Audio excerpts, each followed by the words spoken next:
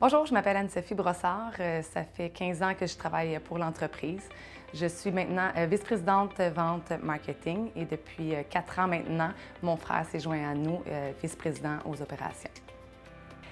Café Brossard, ça fait 72 ans qu'on est en opération. On importe, on torréfie, on emballe et on distribue du café partout au Québec. On va fêter nos 73 ans au mois de juin prochain.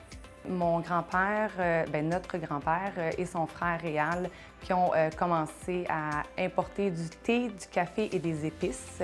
Au départ, il y avait une petite boutique sur la rue Jeanne-Mance et ça a pris de l'ampleur, beaucoup de demandes dans les institutions, dans les gens alentours.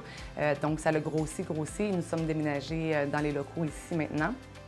Depuis 1965, si je ne me trompe pas. Puis depuis ce temps-là, la demande elle a juste grandi au fil des années, que ce soit dans la restauration ou les écoles, beaucoup dans les bureaux. On dit toujours, notre expression, c'est d'avoir un café de qualité à juste prix. Je pense que ça a fait une grosse différence avec la concurrence qu'on a depuis de nombreuses années. Le service qu'on offre, l'appartenance aussi que nos clients ont envers une entreprise familiale. Est-ce qu'ils se sentent plus compris, au mieux accompagnés. Je pense que ça fait une grosse différence. Puis dans les années, on a toujours offert une très grande gamme de services personnalisés aux besoins de notre clientèle. Donc, je pense que c'est vraiment la force de Café Brossard depuis longtemps.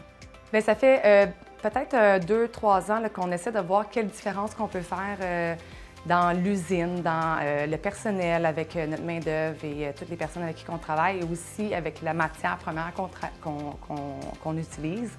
On a commencé, exemple, à utiliser notre pulpe. Quand on torréfie du café, il y a de la pulpe qui est enlevée, et avant, on la jetait parce que c'est une quantité énorme à gérer. Mais là, finalement, on a trouvé un producteur de champignons. Fait que lui, il vient la chercher une fois par semaine.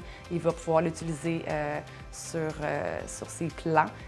On essaie aussi de changer nos emballages. C'est pas toujours facile parce que c'est alimentaire. On a beaucoup de normes à respecter, mais on est en processus d'avoir des emballages qui sont davantage recyclables, qui vont pouvoir faire une différence à long terme, je crois, sur notre planète.